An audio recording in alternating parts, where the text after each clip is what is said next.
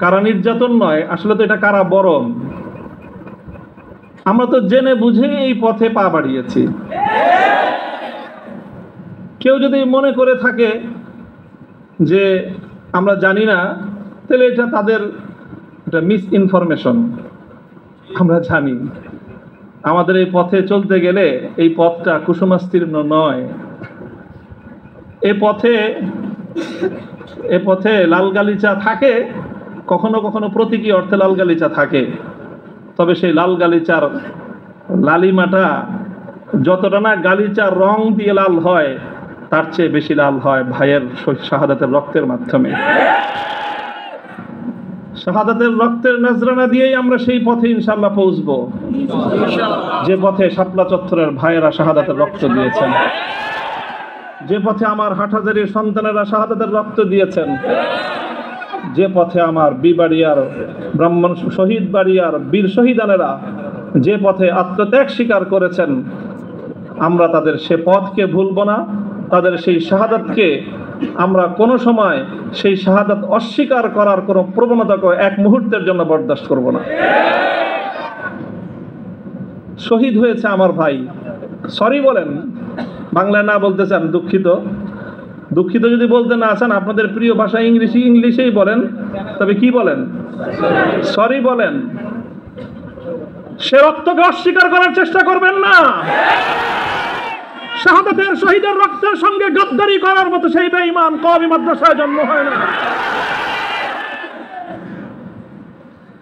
কাজেই যে কথা বলতেছিলাম, যেটা হলো কারাবরণ আমাদের। কারা নির্যাতন তো অনেক পরের কথা।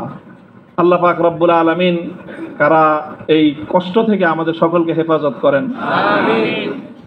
প্রতিশোধের যে কথাটা, সেটা আমরা তো পয়গম্বর আলাইহিস সালামদের অনুসারী।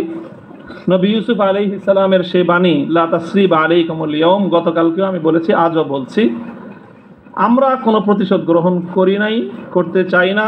করার প্রবণতা কখনো যদি আমাদের মন থেকে উদ্গত হয়, সেটা হলো ইন্নামা যালিকা মিন্নী ওয়া মিনাশ শাইতান।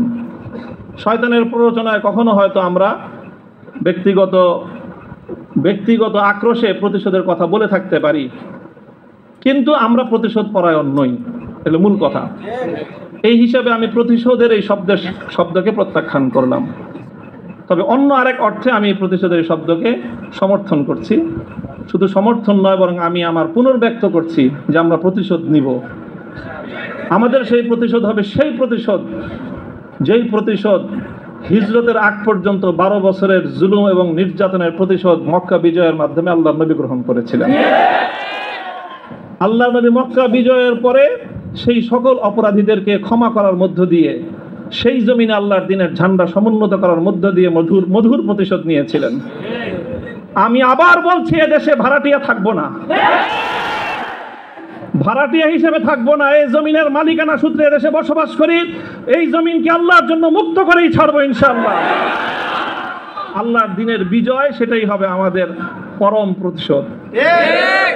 এবং যারা আমাদেরকে শত্রু ভেবে আমাদেরকে নিঃশেষ করার চেষ্টা করেছে, অপমান করার চেষ্টা করেছে, আমরা তাদেরকে সম্মানিত করে প্রতিশোধ নিব।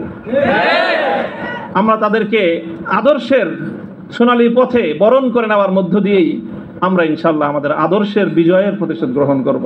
আল্লাহ রাব্বুল আলামিন আমাদেরকে সে তৌফিক দান করুন।